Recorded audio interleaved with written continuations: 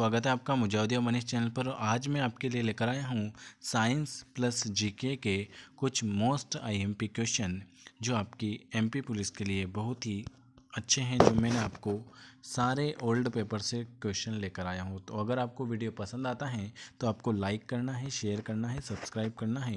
और डेली आपको अगर हमसे जुड़ना चाहते हैं तो दिए हुए नंबर पर आप मैसेज कर दीजिएगा, आपको ग्रुप में ऐड कर देंगे, जिससे आपको डेली जो क्लास हो रही है आपकी मैथ्स की 15 दिन 15 चैप्टर वाली, वो उसकी क्लास और पीडीएफ आपको मिलती रहेगी। तो ये वीडियो देखकर चैनल को सब्सक्राइब जरूर करें। नमस्कार साथियों, स्वागत है आपका मुजाहिदिया मनीष चैनल पर, है ना। और इससे पहले मैंने आपके एएनएम के लिए बहुत सारे वीडियो बनाए हैं। अगर आपको नहीं मिलते हैं तो आप लेयर अपनी इसी की प्लेलिस्ट में जाकर आप सभी वीडियो देख सकते हो, ठीक है। और सभी को मैं पीडीएफ शेयर कर रहा हूं। तो आज मैंने दिन में जो आपकी क्लास ली थी, लाइव क्लास, उसमें मैंने आपको 50 क्वेश्चन इसमें के करा दिए थे साइंस के, ठीक है। अब हम करेंगे यहाँ से 50 क्वेश्चन जीके के और 50 क्वेश्चन और साइंस के। तो टोटल मिलकर करेंगे अपन 100 क्वेश्चन आज के, ठीक है। ये ओल्ड पेपर तीसरा है, अगर किसी ने पुराने नहीं देखे हैं तो वो देख लेना। इसकी पीडीएफ मैं आपको सभी को शेयर कर देता हूँ। जो वीडियो पहली बार देख रहे हैं चैनल पर, उसको गुजारिश है कि वो इस चैनल को सब्सक्राइब कर देना, अपने दोस्तों में शेयर कर देना और बेल आइकन प्रेस कर देना, क्योंकि आपके 5 दिन बाद एग्ज़ाम है, ठीक है। और इसकी पीडीएफ के लिए आप मुझे इस नंबर पर मैसेज कर सकते हैं 9753749986। वीडियो कैसा लगा कमेंट करके ज़रूर बताएं। पहला क्वेश्चन आपके सामने, सुबह 10 बजे आपके जो जीके की क्लास चल रही है उसमें मैंने ये क्वेश्चन पूछा हुआ था आपके सामने। पहला क्वेश्चन आपके सामने ही, मध्य प्रदेश के पूर्व में स्थित 2 राज्य कौन कौन से? राजस्थान और उत्तर प्रदेश, आंध्र प्रदेश और महाराष्ट्र, उत्तर प्रदेश और गुजरात, छत्तीसगढ़ और झारखंड। तो मैंने आपसे पूछा है कि मध्य प्रदेश के पूर्व में स्थित 2 राज्य कौन कौन से हैं 2 राज्य। तो आपने सभी ने बता दिया होगा कौन कौन से हैं मध्य प्रदेश के पूर्व में स्थित 2 राज्य। तो वो है आपका छत्तीसगढ़ और झारखंड। कौन सा पूर्व में स्थित है? आपका छत्तीसगढ़ और झारखंड। यहाँ पर अपन क्वेश्चन आंसर करेंगे फटाफट, क्योंकि आपके पास समय बहुत कम बचा हुआ है। दूसरा क्वेश्चन आपके सामने, मध्य प्रदेश का नाम किसने दिया? महात्मा गांधी, पेशवा बाजीराव, जवाहरलाल नेहरू या ज्योतिराज सिंधिया। किसने दिया मध्य प्रदेश का नाम? तो ये दिया था हमारे किसने? जवाहरलाल नेहरू ने।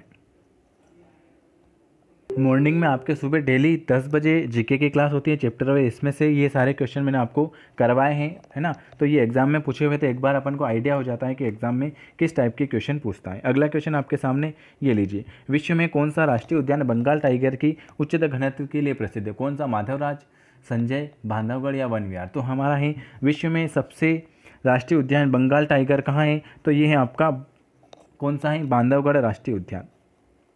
और अपना जो राजकीय पशु हैं वो कहाँ से हैं? तो वो राजकीय पशु हैं आपका कौन सा? कान्हा किसली राष्ट्रीय उद्यान से लिया गया है, बांधवगढ़।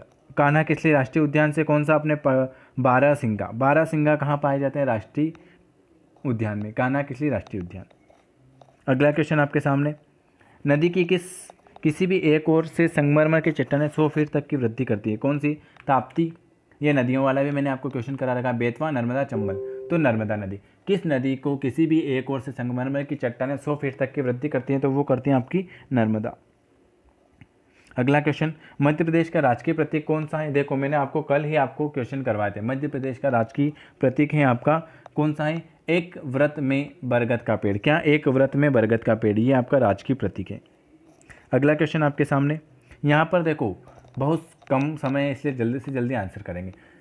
जिन जिलों से कर्क रेखा नहीं गुजरती, कौन कौन से? रतलाम, उज्जैन, शाहपुर, राजगढ़, भोपाल और जबलपुर, इंदौर और बालाघाट। तो इंदौर और बालाघाट से कर्क रेखा नहीं गुजरती है। भोपाल जबलपुर से गुजरती है, शाहपुर राजगढ़ से, रतलाम उज्जैन से गुजरती है, ठीक है। तो कहाँ से नहीं गुजरती? तो ऑप्शन नंबर डी। कर्क रेखा मध्य प्रदेश के कितने जिलों से होकर गुजरती है? तो कर्क रेखा मध्य प्रदेश के 14 जिलों से होकर गुजरती है। कितने? 14 जिलों से होकर गुजरती है। अगला क्वेश्चन आपके सामने, भारतीय मानक मध्याह्न कौन सा है? 82 से 1/2 पश्चिमी, पूर्वी, उत्तरी या दक्षिण। तो भारत का जो मानक मध्याह्न है ना, वो 82 सही 1/2 डिग्री पूर्वी देशांतर। कौन सा? पूर्वी देशांतर है। अगला क्वेश्चन आपके सामने, जल्दी से जल्दी करना है यहाँ पर। मध्य प्रदेश में प्रोजेक्ट टाइगर रिजर्व घोषित परियोजना की कुल संख्या कितनी है? तो वो है आपकी 5। कितनी है? 5। मध्य प्रदेश में प्रोजेक्ट टाइगर रिजर्व घोषित परियोजना की संख्या है आपकी 5। अगला क्वेश्चन आपके सामने ये लो, निम्नलिखित वन्यजीव अभ्यारण्यों में कौन सा होशंगाबाद में? चंबल राष्ट्रीय उद्यान, बोरी वन्यजीव अभ्यारण्य, ढिंढोरी राष्ट्रीय उद्यान, बांधवगढ़। तो बोरी वन्यजीव अभ्यारण्य है, ये आपके कहाँ है? ये आपके कहाँ पर है? ये आपका वन्यजीव अभ्यारण्य है होशंगाबाद में। कौन सा? बोरी वन्यजीव अभ्यारण्य। यहाँ पर ओल्ड पेपर करना इसलिए ज़रूरी है कि एग्ज़ाम में किस तरह के क्वेश्चन आ रहे हैं, इससे आपको आइडिया हो जाएगा। अगला क्वेश्चन आपके सामने 10वां, वह अभ्यारण्य जो ग्रेट इंडियन वेस्टर्न के संरक्षण के लिए जाना जाता है कौन सा है? कान्हा, घाटी गांव, चंबल, घड़ियाल। तो कौन सा है? वह अभ्यारण्य जो ग्रेट इंडियन वेस्ट के संरक्षण के लिए जाना जाता है वो है आपका घाटी गांव। कौन सा? घाटी गांव, ऑप्शन नंबर बी। अगला क्वेश्चन आपके सामने, मध्य प्रदेश का सबसे बड़ा राष्ट्रीय उद्यान कौन सा है? तो मध्य प्रदेश का सबसे बड़ा राष्ट्रीय उद्यान है आपका कान्हा किसली राष्ट्रीय उद्यान। कान्हा किसली राष्ट्रीय उद्यान मध्य प्रदेश का सबसे बड़ा राष्ट्रीय उद्यान है। अगला क्वेश्चन आपके सामने कि डाल्फिन अभ्यारण्य के किस नदियों में पाए जाते हैं? डाल्फिन चंबल में, घड़ियाल में, सरदारपुर में या शिवपुरी में। तो आपका जो डाल्फिन जो अभ्यारण्य है वो कौन सी नदी में पाया जाता है? वो चंबल नदियों में पाया जाता है डाल्फिन, चंबल, ऑप्शन नंबर कौन सा? ए। अगला क्वेश्चन आपके सामने ये लीजिए कि सागवान और साल मुख्य रूप से मध्य प्रदेश के सभी राष्ट्रीय उद्यानों में पाए जाते हैं। ये पेड़ कौन से होते हैं? सागवान और साल के, ये होते हैं आपके पर्णपाती वन। कौन से? पर्णपाती, ऑप्शन नंबर बी। अगला क्वेश्चन आपके सामने, घड़ियालों का प्रजनन स्थल है कौन सा अभ्यारण्य जहाँ पर सबसे ज़्यादा घड़ियाल पाए जाते हैं? तो सोन में सबसे ज़्यादा घड़ियाल पाए जाते हैं। कान्हा किसली, कान्हा किसली में वो जो आपका बारहसिंगा है ना वो यहाँ से लिया गया है। कान्हा किसली बाघ, कान्हा किसली बाघ, सबसे ज़्यादा बाघ पाए जाते हैं। अगला क्वेश्चन, निम्नलिखित जिलों में से कौन से अफीम में? तो सबसे ज़्यादा अफीम हमारे मंदसौर जिले में मिलती है। कहाँ पर? मंदसौर। अगर आप सभी दोस्तों को वीडियो पसंद आता है तो लाइक कर सकते हैं, सब्सक्राइब जरूर करें, है ना। अगला, कछुओं की दुर्लभ प्रजाति कौन कौन सी नदी में पाई जाती है? कछुओं की दुर्लभ प्रजाति कौन सी नदी में पाई जाती है? तो आपकी जो कछुओं की जो दुर्लभ प्रजाति पाई जाती है ना मेरे प्यारे भाइयों, वो पाई जाती है सोन नदी में। मेरे प्यारे भाई बहन जो भी देख रहे हैं वीडियो, सब्सक्राइब जरूर कर लेना। चंबल, जामनी और कुंवर किस नदी की श्रेणी में? और इसके और आगे के जो भी पीडीएफ मैंने दिए वो आप सभी को शेयर कर दी जाएगी। चंबल, जामनी और कुंवर किस नदी के द्रोणी का हिस्सा है? तो वो है आपकी गंगा नदी की, गंगा नदी के द्रोणी का हिस्सा है आपकी। अगला क्वेश्चन आपके सामने 18वां, फटाफट क्वेश्चन करना है, टाइम बहुत कम बचा है। मध्य प्रदेश और उत्तर प्रदेश के बीच एक सीमा बनाने वाली नदी कौन सी है? मध्य प्रदेश और उत्तर प्रदेश के बीच जो सीमा बनाती है वो जामनी बनाती है, न कि चंबल, बतवा और गंभीर। Option number A. 19वां क्वेश्चन, कुंवारी क्या है? सिंधु की सहायक है, बेतवा की, चंबल की या ग्वालियर के मानव नदी? तो एक सिंधु कुंवारी नदी है, सिंधु की सहायक नदी। सिंधु की सहायक नदी कौन सी है आपसे पूछ ले तो कुंवारी नदी सिंधु की सहायक नदी है। नर्मदा नदी की औसत लंबाई कितनी है? 1300 किलोमीटर या 1312 किलोमीटर। और अगर मध्य प्रदेश में पूछे, मध्य प्रदेश में नर्मदा नदी की लंबाई 1077 किलोमीटर और इन दोनों के बीच 168 किलोमीटर जो बीच की बची है वो है आपके गुजरात से होकर गुजरती है। ये भी मैंने आपको पूरा पढ़ा रखा है। कपिल धारा, दुग्ध धारा और मंदार में क्या समानता है? क्या समानता है? सभी सहायक नदियाँ, सभी ज्वालामुख हैं, सभी झरने हैं या सभी डेल्टा हैं? तो कपिल धारा, मधार और दुग्ध धारा, इसमें ये समानता है कि ये सभी क्या है? ये सभी हैं आपके झरने। क्या हैं? ये सभी आपके हैं झरने। अगला क्वेश्चन आपके स्क्रीन पर, ये सभी क्या है? ये सभी आपके हैं झरने।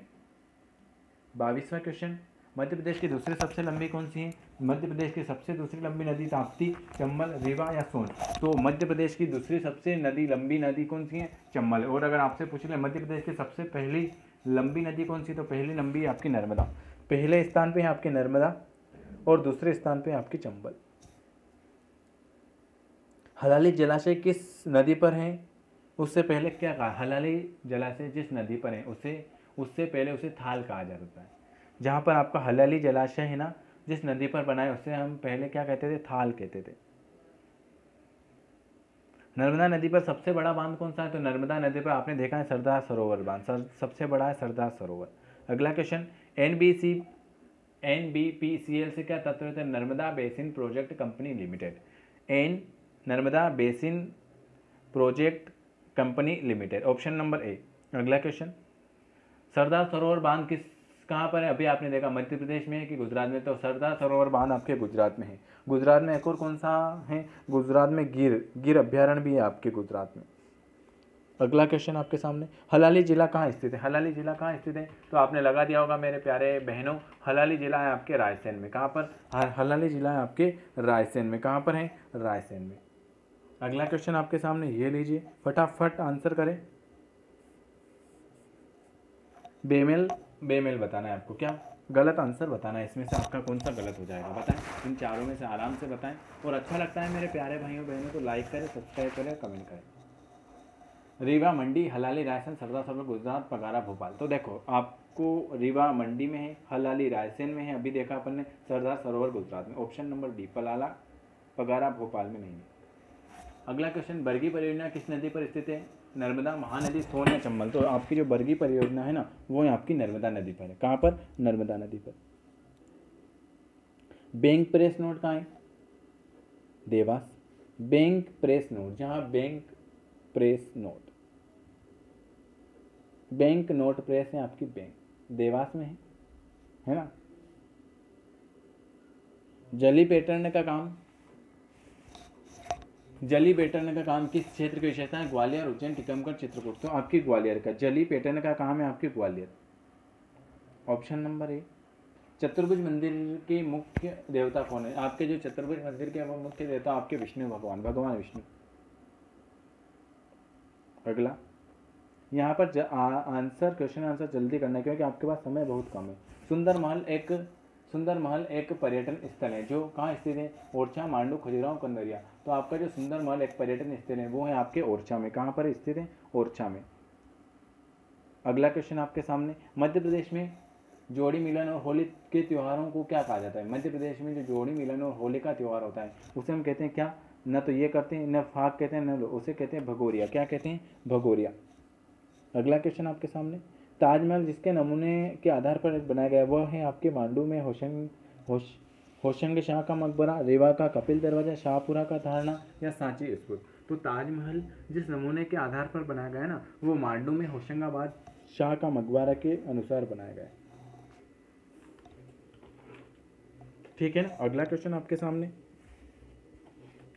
वीडियो अच्छा लगता है तो सब्सक्राइब कर लेना, लाइक कर देना, शेयर कर देना। इस नंबर पर मुझे मैसेज कर देना, मैं आपको इसकी पीडीएफ शेयर कर दूंगा। आपको 15 मिनट में मैं 50 क्वेश्चन याद करवा दूंगा यहाँ पे।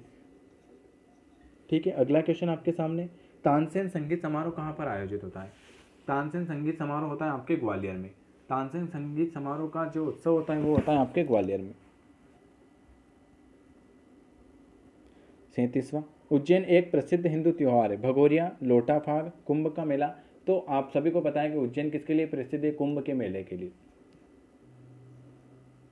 38वां, गोंड द्वारा सुअर की बलि को प्रचलित रूप से क्या कहा जाता है? तो उसे कहते हैं लरू कज्ज कहते हैं। क्या कहते हैं? लरू कज्ज कहते हैं। ऑप्शन नंबर ए बिल्कुल सही जवाब है आपका। अगला, 1857 के विद्रोह में सक्रिय रूप से भाग लेने वाली जनजाति कौन सी थी? 1857 में विद्रोह में सक्रिय रूप से भाग लेने वाली जनजाति थी वो आपकी कौन सी थी? वो थी आपकी भील। आजादपुरा के नाम से प्रसिद्ध गांव को पहले किस नाम से जाना जाता था? आजादपुरा के नाम से जो प्रसिद्ध गांव है उसे हम कहते हैं थीमपुरा। थीमपुरा को पहले, आजादपुरा को पहले हम थीमपुरा नाम से जानते थे। लोकसभा अध्यक्ष सुमित्रा महाजन ने अपनी पढ़ाई कहाँ पर की थी? तो जो लोकसभा की अध्यक्ष हैं सुमित्रा महाजन, उसने अपनी पढ़ाई की थी देवी अहिल्या विश्वविद्यालय, जिसे इंदौर विश्वविद्यालय भी कहा जाता है।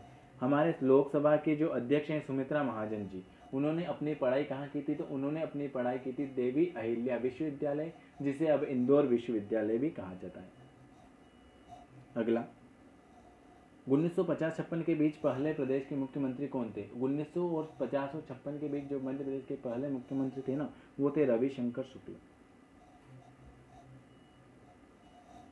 वसुंधरा राजे राजस्थान की मुख्यमंत्री थी, वे कहाँ की बेटी थी? अभी जो वर्तमान के मुख्यमंत्री वो कौन है राजस्थान के? तो वो आपको कमेंट बॉक्स में कमेंट करके बताना है। तो वो कहाँ के थे? वो ग्वालियर की थी, ग्वालियर के थे महाराजा। अगला, मध्य प्रदेश के प्रसिद्ध सितार वादक का नाम बताना है आपको। मध्य प्रदेश में जो प्रसिद्ध सितार वादक थे वो कौन है? पंडित निखिल बनर्जी, पंडित रविशंकर, अनुपमा देवी या उस्ताद शाही परवेज खान। तो वो मध्य प्रदेश के प्रसिद्ध सितार वादक थे वो थे पंडित रविशंकर। कौन थे? पंडित रविशंकर। अगला क्वेश्चन आपके सामने 45वां, भील जनजातियों का समुदाय मूल रूप से क्या कहा जाता है? भील जनजातियों का समुदाय मुख्य रूप से क्या कहा जाता है? क्या कहा जाता है? तो आपने लगा दिया होगा, उसे हम कहते हैं शिकारी और योद्धा। जो भील जनजाति होती है ना वो आपकी शिकारी और युद्ध ज़्यादा करते हैं। 46, सांची पहाड़ी की चोटी पर असली पुरातत्व संग्रहालय की स्थापना किसने की थी? सांची पहाड़ी की चोटी पर असली पुरातत्व संग्रहालय की स्थापना की थी सर जॉन मार्शल ने। किसने की थी? सर जॉन मार्शल ने, ऑप्शन नंबर बी। अगला, रीवाकुंड कहाँ स्थित है? रीवाकुंड आपके उज्जैन, इंदौर, चंदेरी, मांडू। तो आपका जो रीवाकुंड स्थित है ना, वो स्थित है आपका मांडू में। कहाँ पर स्थित है? रीवाकुंड आपके मांडू में स्थित है। अगला क्वेश्चन आपके सामने, जिस जनजाति का मूल पेशा कृषि है वह कौन सी है? पानिका और कयोवा, गोंड, भील, गुज्जर। तो आपकी जिस जनजाति का मूल पेशा कृषि है वह है आपकी पानिका और कयोवा। क्या है? पानिका और कयोवा। 49, नाखून पेंटिंग के लिए जाना जाने वाला कलाकार जिसे एपीजे अब्दुल कलाम द्वारा 3 बार सम्मानित किया गया?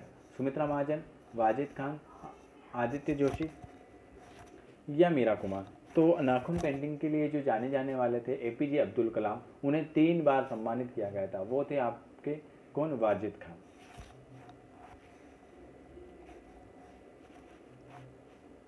और अगला क्वेश्चन, भोपाल में पैदा हुए पटौदी के नवाब कौन थे? भोपाल में जो पैदा हुए पटौदी के नवाब कौन थे? मंसूर अली खान, मोहम्मद अली, वाजिद अली या जहांगीर मोहम्मद खान। तो भोपाल में पैदा हुए पटौदी के नवाब थे मंसूर अली खान। कौन थे? Mansoor Ali Khan. Option number A. ये मैंने आज आपको जीके के क्वेश्चन कराए 50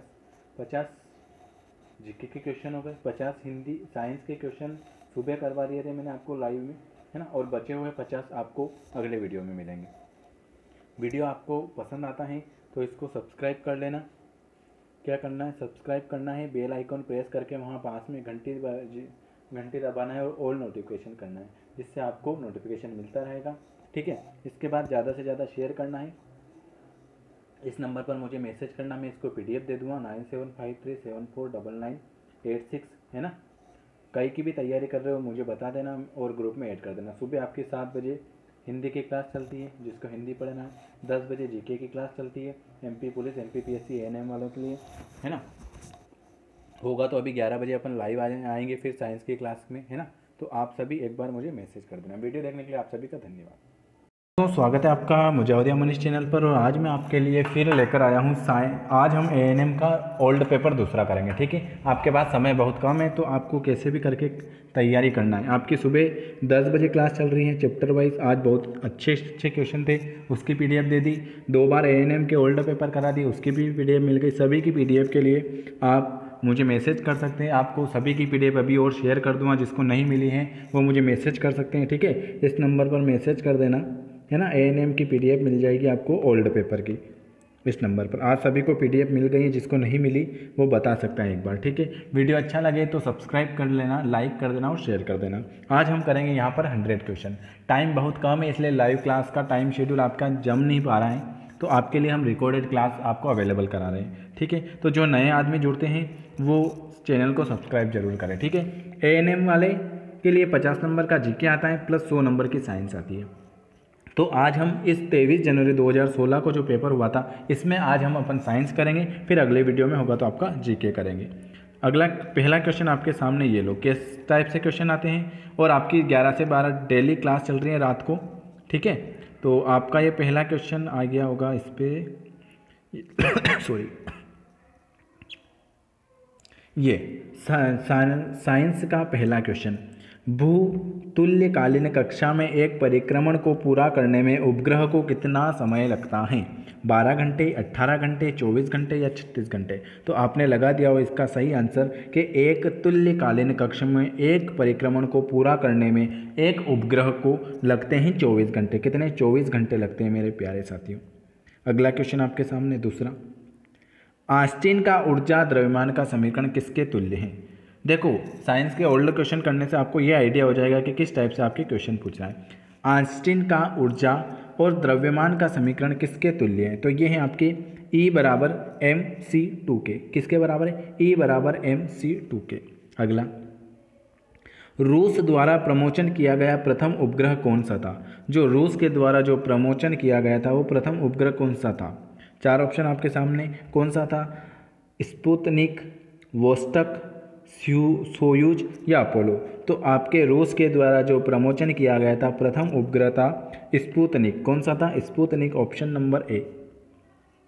अगला चौथा, कृत्रिम उपग्रह का किस ऊंचाई तक उत्थापन किया जाता है? कृत्रिम उपग्रह का किस ऊंचाई तक उत्थापन किया जाता है 70, 150, 180 या 200, तो 200 किलोमीटर तक। ऑप्शन नंबर डी के साथ जाएंगे। जल्दी जल्दी आंसर करना है क्योंकि आपके पास 5 दिन बचे हैं खाली, है ना, और आपको पेपर देने के बाद भी आपकी PDF ओपन नहीं करते हो आप। एंगस्ट्रॉन किसकी इकाई है? लंबाई की है, द्रव्यमान की है, समय की है, या किसी की भी नहीं। एंगस्ट्रॉम किसकी इकाई है? तो ये है आपकी लंबाई की इकाई। किसकी इकाई है? लंबाई की इकाई। अगला, दीप्त तीव्रता का मात्रक क्या है? दीप्त तीव्रता का मात्रक क्या है? तो ये है आपका कैंडेला। क्या है? दीप्त तीव्रता का जो मात्रक है उसे हम कहते हैं candela. Option number B. 1 pound किसके बराबर होता है? 1 पाउंड किसके बराबर होता है? मैं आपको इसकी PDF भी दे दूँगा ना, तो आपसे PDF भी नहीं खुलेगी, और वीडियो क्या होता है, रिकॉर्डेड होता है, तो आप आराम से देख सकते हो। 1 पाउंड किसके बराबर होता है? तो 1 पाउंड होता है आपकी 453.59, 453.59। ऑप्शन नंबर 1 पाउंड होता है 453। 1 प्रकाश वर्ष किसके बराबर होता है? 1 प्रकाश वर्ष किसके बराबर होता है? तो 1 प्रकाश वर्ष होता है 9.46 गुणित 10-15 मीटर के बराबर। ऑप्शन नंबर है 1 प्रकाश वर्ष। 9वां, 2 दिन में कितने सेकंड होते हैं? आपको बताना है 2 दिन में कितने सेकंड होते हैं। 1 घंटे में 2 दिन में कितने सेकंड होते हैं? क्या पूछा है? 2 दिन में कितने सेकंड होते हैं? तो 2 दिन में आपके होते हैं 172,800। ठीक है, तो आपका होगा 360 गुणित 48। तो आप 48 में 360 का गुणा करोगे तो आपका आएगा 17,28,00। अगला, लोहे की एक आयताकार, ये तो आपको ही करना है सवाल। निम्न में से कौन सी धातु का बॉक्साइट अयस्क के रूप में रूपांतरित हो जाता है? कौन सी धातु? तो आपका जो होता है एल्यूमिनियम। एल्यूमिनियम है ना, एल्यूमिनियम धातु का बॉक्साइट अयस्क में रूपांतरित अस्तित्व में आ जाता है एल्यूमिनियम। Option number B. अगला, मेंडेलीफ की आवर्त सारणी में तत्व की स्थिति को किसके द्वारा निष्पादित किया गया था? मेंडेलीफ की आवर्त सारणी में तत्व की स्थिति को किसके द्वारा निष्पादित किया गया था? तो वो किया गया था आपके परमाणु द्रव्यमान। किसके द्वारा? परमाणु द्रव्यमान के द्वारा। 2 हल्दी अम्लीय विलयन में पीला रंग देता है, मतलब आपके जो हल्दी में जो पीला रंग देता है और क्षारीय विलयन में गुलाबी रंग देता है, तो ये हल्दी का प्रयोग किसके रूप में प्रदर्शित करता है? हल्दी का जो अम्ल होता है उसमें आपका पीला रंग देता है और जो क्षारीय अम्ल होता है उसमें आपका गुलाबी रंग देता है। तो यह किसके कारण होता है? यह आपके सूचक के कारण होता है।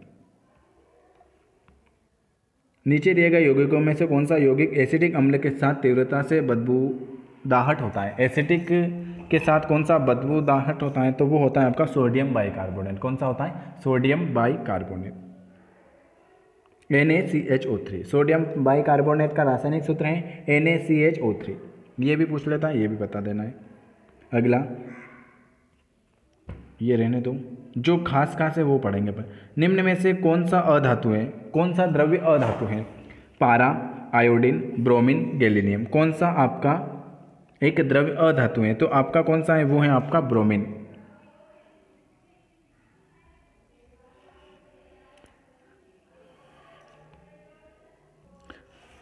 जब ऑक्सीकरण होता है तो एक तत्व की ऑक्सीकरण अवस्था होती है, घटती हैं, वही रहती हैं, बढ़ती हैं या दुगनी हो जाती हैं। तो जब ऑक्सीकरण होता है ना, जब ऑक्सीकरण होता है तो आपकी जो ऑक्सीजन की अवस्था है वो है बढ़ती जाती। क्या होती है? बढ़ती जाती है।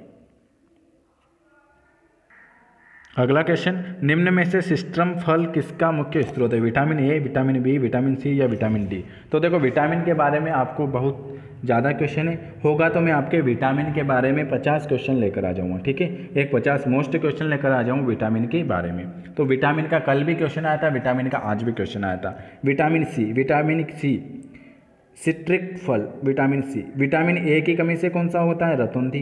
विटामिन बी से बेरी, है ना, ये सब याद रखना है। अगला क्वेश्चन आपके सामने, संवेष्टन दुग्ध की प्रक्रिया क्या कहलाती है? तो उसे हम कहते हैं पार्श्वीकरण। किण्वन में कौन से सूक्ष्मजीव सम्मिलित होते हैं? आपके किण्वन में कौन से सूक्ष्मजीव सम्मिलित होते हैं? तो आपके जीवाणु, यीस्ट, फफूंद या इनमें से कोई नहीं। तो आपके जो किण्वन में होते हैं ना, वो होते हैं यीस्ट। अगला क्वेश्चन आपके सामने 23वां, किस प्रकार का भोजन सुरक्षात्मक भोजन कहलाता है? कार्बोहाइड्रेट, वसा, प्रोटीन या विटामिन और खनिज। तो विटामिन और खनिज उस प्रकार के भोजन होते हैं आपके सुरक्षात्मक भोजन कहलाते हैं। 24 पीली तथा हरी सब्जियों में विटामिन ए का अग्रगामी पाया जाता है, यह कथन क्या कहलाता है? जीजेंथिन, बीटा कैरोटीन, ल्यूटिन, जेंथेनाइड्स क्या कहलाता है? तो जैविक पीली तथा हरी सब्जियों में विटामिन ए का अग्रगामी पाया जाता है, उसे हम कहते हैं, क्या कहते हैं उसे? बिल्कुल सही जवाब आ रहा है आपके, बताएं सही आंसर। उसे हम कहते हैं बीटा कैरोटीन। क्या कहते हैं? Beta carotene. अगला क्वेश्चन आपके सामने 25वां, पोषण किसके लिए आवश्यक है? जैविक प्रक्रम के लिए, ऊर्जा प्राप्त करने में, शरीर की वृद्धि के लिए, शरीर के खरपतवार तथा मरम्मत के लिए, या उपरोक्त सभी? तो आपका जो पोषण है वो आपके सभी के लिए आवश्यक होता है। 26वां क्वेश्चन, निम्नलिखित में से कौन सा खनिज शरीर के लिए आवश्यक नहीं है? कैल्शियम, तांबा, लोहा या सोना? कौन सा खनिज शरीर के लिए आवश्यक नहीं है? तो सोना यह शरीर के लिए आवश्यक नहीं है। Option number D. 27वां क्वेश्चन, निम्नलिखित में से कौन सा संरक्षण कृत्रिम है? संरक्षण कृत्रिम कौन सा है? तो आपका है बेंजाइन अम्ल, ये एक आपका संरक्षक कृत्रिम है। Option number D. अगला 28वां, आनुवांशिक के नियमों के जनक कौन है? आनुवांशिक के नियमों के जनक कौन है? डार्विन, लेमार्क, मेंडल या लिन्नियस? कौन है आपके आनुवांशिक के नियमों के जनक कौन है? तो आनुवांशिक के नियमों के जनक है आपका मेंडल। क्या है? मेंडल। जो दोस्त पहली बार वीडियो देख रहा है उससे गुजारिश है कि वो सब्सक्राइब जरूर करें, शेयर करें, है ना। और हमारे इस ग्रुप में अगर आगे कई की भी तैयारी कर रहा है 9753749986 इस नंबर पर मैसेज कर देना। आप भले ANM की तैयारी करो, PNST की करो, पुलिस की करो, SI की करो, किसी भी कॉम्पिटिटिव एग्जाम की तैयारी करो, सभी क्लासें यहाँ पर अवेलेबल है ना। आपको अगला क्वेश्चन, स्वपोषी जीवधारियों के लिए ऊर्जा तथा कार्बन की आवश्यकता होती है। किस में होती है? आपके स्वपोषी जीवधारियों में ऊर्जा तथा कार्बन की आवश्यकता होती है, वो होती है प्रकाश संश्लेषण। किसके लिए? प्रकाश संश्लेषण। अगला, निम्नलिखित में से कौन सी पाचन ग्रंथि नहीं जो पचाती नहीं? अमाशय, एड्रिनाल, अग्राशय या लार ग्रंथि? कौन सी पाचन ग्रंथि नहीं है? तो आपकी एड्रिनाल ग्रंथि। कौन सी? एड्रिनाल ग्रंथि, ये पाचन ग्रंथि नहीं है। अगला 31वां, यहाँ पर 50 क्वेश्चन करेंगे अपन, ठीक है। एकत्रित की गई जीवों की जातियां एक दूसरे से समानता रखती हैं, उसे क्या कहते हैं? आपकी जो एकत्रित की गई जीवों की जातियां एक दूसरे से समानता रखती हैं, उसे हम कहते हैं वंश। क्या कहते हैं? वंश। जीवन की उत्पत्ति के लिए सबसे ज़्यादा स्वीकार करने वाली परिकल्पना कौन सी है? जीवन के लिए सबसे ज़्यादा स्वीकार करने वाली परिकल्पना है जैव रासायनिक जीवन की उत्पत्ति। कौन सी? जैव रासायनिक जीवन की उत्पत्ति। अगला, निम्नलिखित में से कौन सा समजाति अंग नहीं है? हमारे हाथ एवं हाथी के अग्रपाद कौन सा समजाति अंग नहीं है? आज होगा तो मैं आपके लिए एक विटामिन के ऊपर क्वेश्चन लेकर आ जाऊंगा, ठीक है। अंग नहीं है, कौन सा नहीं है? बिल्कुल सही, वो है आपका आलू एवं शकरकंद। कौन सा? आलू और शकरकंद। अगला, निम्न में से कौन सा स्तनधारी वर्ग का लक्षण नहीं है? जीव केशुरिकी, स्तनधारी, डायाग्राम, मेरुदंड। कौन सा नहीं है? तो बिल्कुल सही बता रहे हो आप, मेरुदंड नहीं है। अगला, निम्न में से कौन सी विशेषता फाइलम काइट्रा के लिए गलत है? फाइलम काइट्रा के लिए कौन सी गलत है? तो वो है आपकी पाचक तंत्र, पाचन तंत्र। अगला क्वेश्चन आपके सामने, जब अचानक बस चलती है तब बस में बैठा हुआ व्यक्ति पीछे की ओर गिरता है, इसका क्या कारण है? बस चलती है एकदम और पीछे की ओर आदमी गिरता है, तो इसका क्या कारण है? किस कारण वो पीछे होता है? वो होता है आपके किसके कारण? स्थिर आघूर के कारण, स्थिर आघूर के कारण। ऑप्शन नंबर ए। क्रिया और प्रतिक्रिया क्या है? हमेशा बराबर और विपरीत होते हैं, हमेशा आसान और विपरीत होती है, हमेशा बराबर और समान दिशा में होती है, या हमेशा बराबर होती है? तो आपकी जो क्रिया और प्रतिक्रिया होती है हमेशा बराबर और विपरीत होती है, हमेशा बराबर और विपरीत होती है। बंदूक का प्रतिक्षेपण किसका उदाहरण है? बंदूक का प्रतिक्षेपण किसका उदाहरण है? ये भी आया था कल, एक कल भी क्वेश्चन आया था। बिल्कुल सही, न्यूटन के गति का तीसरा नियम। बहुबंदूक का प्रतिक्षेपण किसका उदाहरण है? न्यूटन के गति का तीसरा नियम। एक पंचरक्षक का कार्य किस पर आधारित होता है? पंचरक्षक का कार्य किस पर आधारित होता है? स्थिर आघूर्ण पर, गति के आघूर्ण पर, दिशा के आघूर्ण पर या रेखिक संवेग पर? पंचरक्षक का कार्य किस पर आधारित होता है? बिल्कुल सही जवाब है आपका। पंचरक्षक का कार्य होता है दिशा आघूर्ण पर। किस पर? दिशा आघूर्ण पर। 41वां, रस्साकसी में जीतने वाली टीम किसके द्वारा किया गया कार्य? धनात्मक होता है, ऋणात्मक होता है, शून्य होता है या अपरिभाषित होता है? तो रस्साकसी में जीतने वाली टीम के द्वारा किया गया कार्य वो होता है आपका धनात्मक।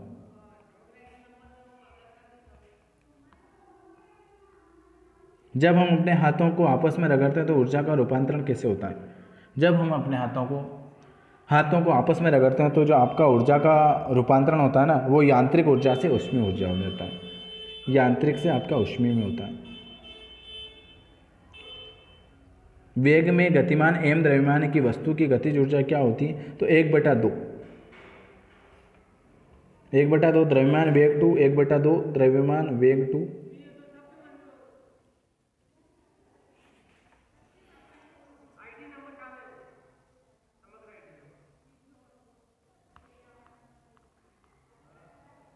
अगला क्वेश्चन आपके सामने कि यदि किसी वस्तु की चाल आधी की जाए तो इसकी गति ऊर्जा क्या होगी? अगर आप किसी वस्तु की चाल आधी कर दे हो तो इसकी गतिज ऊर्जा क्या होती है? तो इसकी गतिज ऊर्जा होती है आपकी क्या होती है? एक आधी हो जाती है।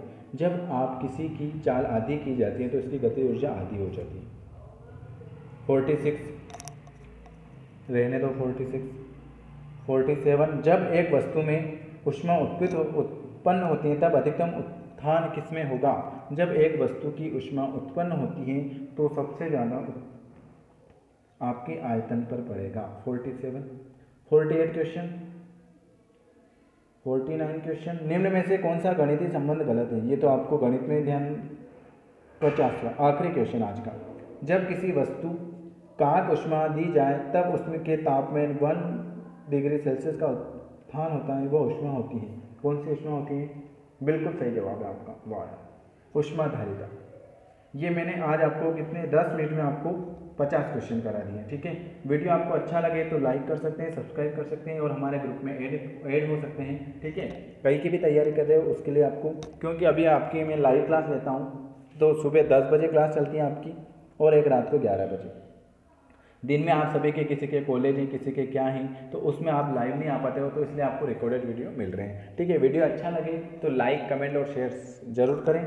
ठीक है, ओके। नमस्कार साथियों, स्वागत है आपका मुजाहिद मनीष चैनल पर। और जिसने चैनल को सब्सक्राइब नहीं करा है वो चैनल को सब्सक्राइब कर लीजिएगा, बेल आइकन प्रेस कर लीजिएगा, है ना। आज सुबह आपका मॉक टेस्ट डाला था, है ना, ANM वालों के लिए 23 जनवरी 2016 का, जिसमें मैंने आपको GK करवा दिया था 50 और 50 साइंस के क्वेश्चन कराए थे। आज हम अभी जो आपका एक और वीडियो बना रहा हूँ, क्योंकि आपके पास टाइम बहुत कम है तो अभी आपके पास एक वीडियो और आएगा। इसके बाद आपकी 11 बजे फिर लाइव क्लास होगी साइंस की। तो अभी जो आपका जो रिकॉर्डेड वीडियो है इसमें आपके 100 साइंस के क्वेश्चन रहेंगे। ठीक है, तो इसके बचे हुए क्वेश्चन और अगले वाले जो भी क्वेश्चन रहेंगे, तो 100 क्वेश्चन है। वीडियो अच्छा लगे तो लाइक कर सकते हैं, कमेंट कर सकते हैं और ज़्यादा से ज़्यादा दोस्तों में सब्सक्राइब कर सकते हैं। ठीक है, इसको ज़्यादा से ज़्यादा सब्सक्राइब करवाना है। ठीक है, और आपको इस नंबर पर मैसेज करना है तो मैं अभी आपको इसकी PDF पूरी शेयर कर दूँगा। ठीक है, ये हो गया अपना पूरा एक वीडियो पूरा, है ना। एक सुबह मैंने क्लास ली थी। इसके अलावा मेरी साइंस की इसी चैनल पर आपको प्लेलिस्ट में जाना है और साइंस की सारी क्लासें देखना है। बहुत ही अच्छी क्लासें, बहुत ही हेल्पफुल हैं। तो यहाँ से अपन करेंगे इससे आगे वाले क्वेश्चन। इसकी सारी PDF मैं आपको दे दूँगा। जिसने नहीं देखी हैं वो भी पुराने अपने प्लेलिस्ट में जाकर देख सकते हैं। और साइंस नाम से एक फ़ोल्डर है तो वहाँ पर आपको इसकी पूरी क्लासें मिल जाएगी। ये सारे क्वेश्चन कर लिए थे अपन ने, आज हम इसके आगे से करेंगे। 61वां क्वेश्चन आपकी स्क्रीन पर आ जाएगा। हमने ये वाला क्वेश्चन देख लिया था, ये तो देख लिया था GK में। ठीक है, अब हम साइंस में भी 50 क्वेश्चन इसके देख लिए थे। ये क्वेश्चन देख लिया था आपने आखिरी वाला, है ना। अपन एक दिन में 2 प्रैक्टिस सेट लगाएंगे, मतलब कितने 600 क्वेश्चन एक दिन में करेंगे। सॉरी, 150 300 क्वेश्चन एक दिन में करेंगे। देखो मैं आपको बता देता हूँ, ये क्वेश्चन देख लिया था गेसुलाक का नियम वाला। ठीक है, इसके बाद 51वां क्वेश्चन चलेगा। इससे पहले मैं आपको बता देता हूँ कि आपका जो सिलेबस है, सिलेबस के हिसाब से सुबह 10 बजे क्लास चल रही है, रात को 11 बजे भी क्लास चलेगी साइंस की। आपको आना है ना। एक 2 आपको रिकॉर्डेड वीडियो मिल जाएंगे, वो भी आपको देखना है, ज़्यादा से ज़्यादा शेयर करना है। हो सकेगा तो अब आपको कल से 1 से 2 साइंस की क्लास में भी आना है, ठीक है। आप मुझे मैसेज कर देना, मैं आपको ऐड भी कर लूँगा और उसकी PDF भी शेयर कर दूँगा। 51वां क्वेश्चन आपके सामने, निम्नलिखित में से कौन सा उदाहरण रासायनिक परिवर्तन को नहीं दर्शाता? कौन सा नहीं दर्शाता? मोमबत्ती का जलना, पानी से बर्फ बनना, लोहे की कील में जंग लगना या खाने का पकना। तो कौन सा नहीं दर्शाता? तो पानी से बर्फ बनना, यह रासायनिक परिवर्तन को नहीं दर्शाता। ऑप्शन नंबर बी, ठीक है।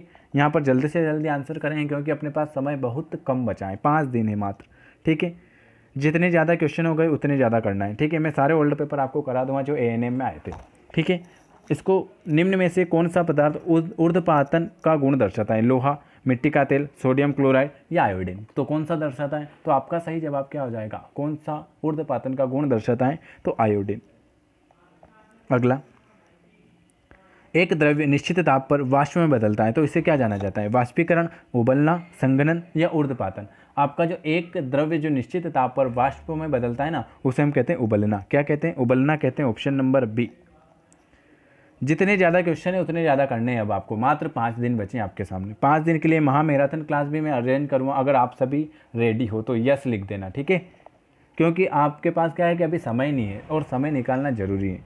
एक ठोस पदार्थ निश्चित तापमान पर द्रव्य में परिवर्तित होने पर ऊष्मा का उपयोग करता है तो उसे क्या कहते हो? आपका एक ठोस पदार्थ निश्चित तापमान पर द्रव्य में परिवर्तित होने पर ऊष्मा का उपयोग करता है, उसे हम कहते हैं गुप्त संगलन ऊष्मा। क्या कहते हैं? गुप्त संगलन ऊष्मा। अगला क्वेश्चन आपके सामने, निम्नलिखित में से किस भौतिक अवस्था में आवेशित कण उपस्थित रहते हैं? कौन सी भौतिक अवस्था में आवेशित गुण उपस्थित रहते हैं? ठोस, द्रव, गैस या प्लाज्मा। तो कौन सी भौतिक अवस्था में आपके आवेशित कण उपस्थित रहते हैं? तो प्लाज्मा। क्या मेरे प्यारे दोस्तों? प्लाज्मा। Option number D.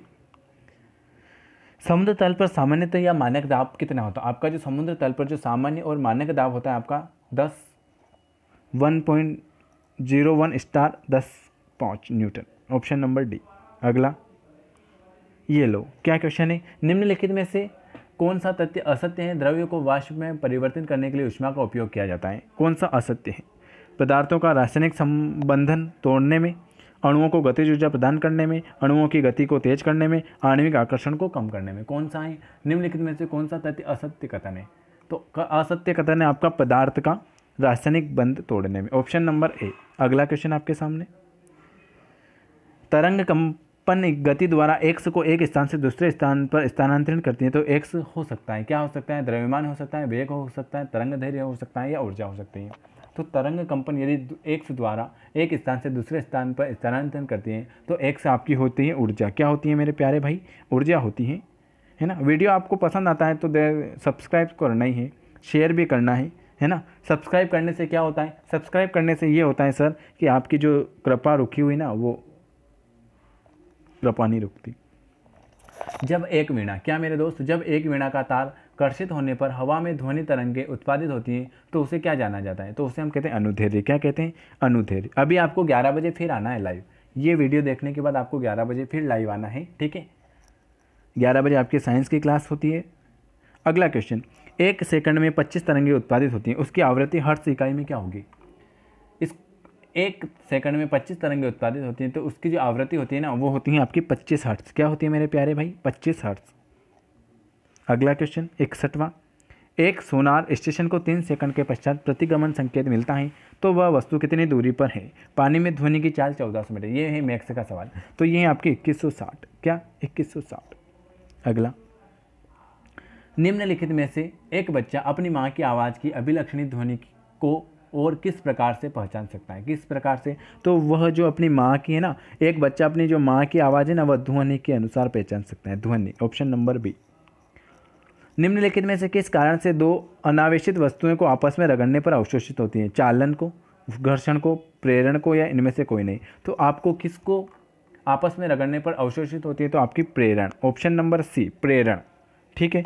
देखो, आपको PDF भी दे दूंगा तो आपसे PDF ओपन नहीं होगी। क्यों नहीं होगी? क्योंकि वह कर लेंगे और जो ये जो वीडियो मिलती है ना, इससे आपको याद हो जाता है हाथों हाथ। अगला क्वेश्चन आपके सामने, 2 वस्तुएं X और Y X आकार में है, Y से बड़ा है दोनों को अगर आपस में रगड़ते हैं तो क्या होता है, तो दोनों को हम अगर आपस में रगड़ते हैं तो वो विपरीत आवेश उत्पन्न करती हैं। एक्स और वाई आकार में बड़े हैं और अगर हम दोनों को आपस में रगड़ते हैं तो क्या होता है मेरे प्यारे दोस्तों, क्या होता है, एक्स और वाई विपरीत आवेश में होती है। क्या होती है, विपरीत आवेश में होती है। तो इसका सही आंसर होगा बराबर समान, गलत, ये गलत, विपरीत आवेश, ऑप्शन नंबर ए।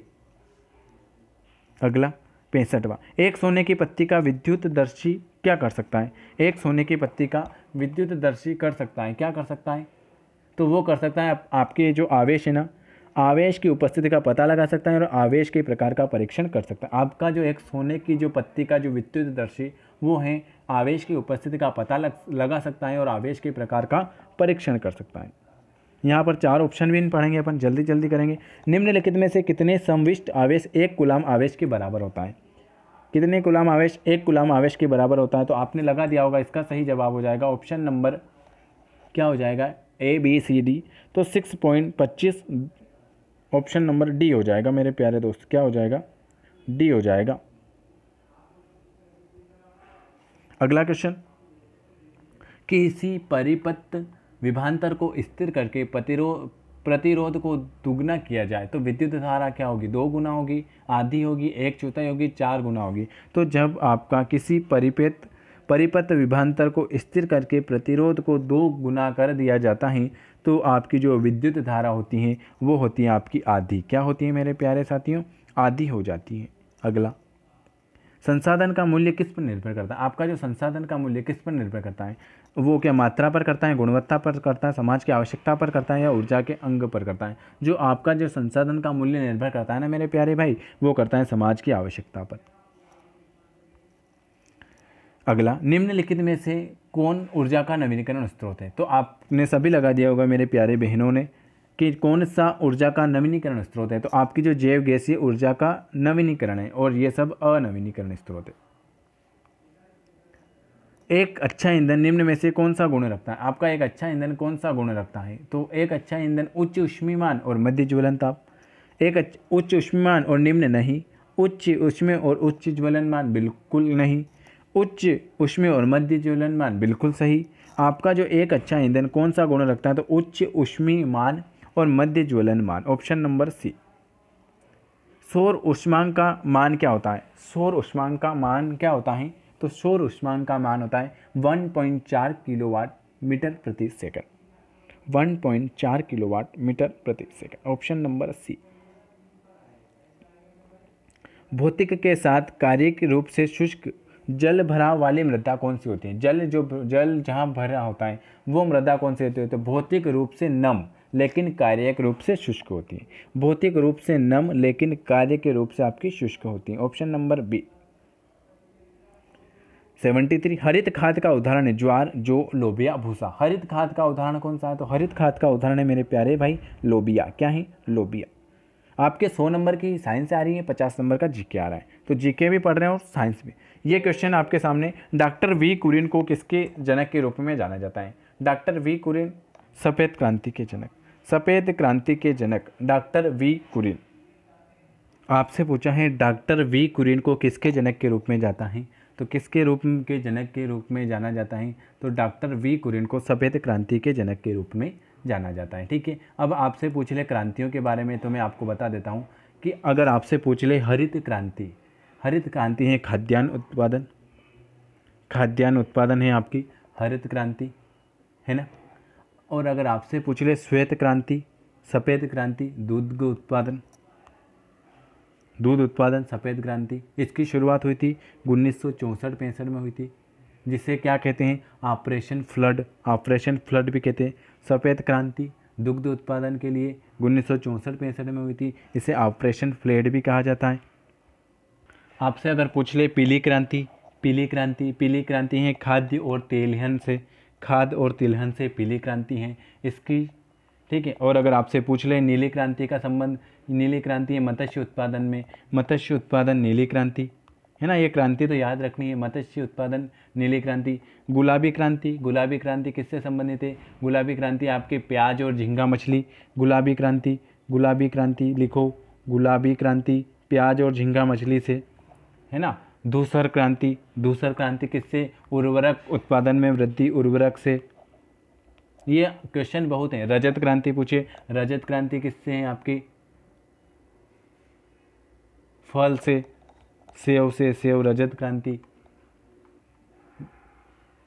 ठीक है, ये क्रांति के बारे में। अगला क्वेश्चन आपके सामने, निम्न में से व्यावसायिक फसल का उदाहरण है। आपको व्यावसायिक फसल का उदाहरण बताना है, कौन सी व्यावसायिक फसल है? बिल्कुल सही, गन्ना एक व्यवसाय करने के लिए काम आती है, व्यवसाय फसल गन्ना। अगला, एक पौधे के आनुवंशिक पदार्थों को दूसरे पौधे में स्थानांतरित करने की विधि क्या कहलाती है? एक पौधे से दूसरे पौधे में जाने को हम कहते हैं आनुवंशिक वातावरण, आनुवंशिक रूपांतरण, सॉरी। एक पौधे से दूसरे पौधे में जाती है तो उसे कहते हैं आनुवंशिक रूपांतरण। अगला क्वेश्चन आपके सामने, प्रकाश संश्लेषण एक प्रक्रम है जिसमें क्या होता है? प्रकाश का जो संश्लेषण है उसमें एक प्रक्रम है जिसमें क्या होता है? कार्बन डाइऑक्साइड का अवशोषण और ऑक्सीजन का निष्कासन होता है। क्या? ऑक्सीजन का अवशोषण और कार्बन डाइऑक्साइड का निष्कासन, जल का अवशोषण और ऑक्सीजन का, या जल का अवशोषण तथा कार्बन डाइऑक्साइड का? तो जो आपका प्रकाश संश्लेषण एक प्रक्रम है जिसमें होता है आपका कार्बन डाइऑक्साइड का अवशोषण और ऑक्सीजन का निष्कर्षण। ऑप्शन नंबर ए के साथ जाएंगे मेरे प्यारे भाई बंधु। 78, अंतरा फसल रखती हैं। अंतरा फसल क्या रखती है? एक समय में एक होने वाली फसल को कहते हैं। एक खेत में विभिन्न फसल, दो या से अधिक एक साथ फसल, या दो से अधिक फसलों को एकांतर।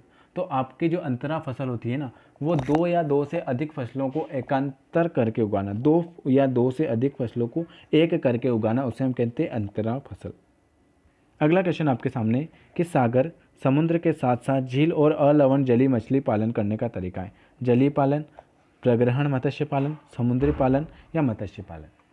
आपका जो है सागर, समुद्र के साथ साथ झील और अलवण जलीय में मछली पालन का तरीका कहलाता है आपका मत्स्य पालन।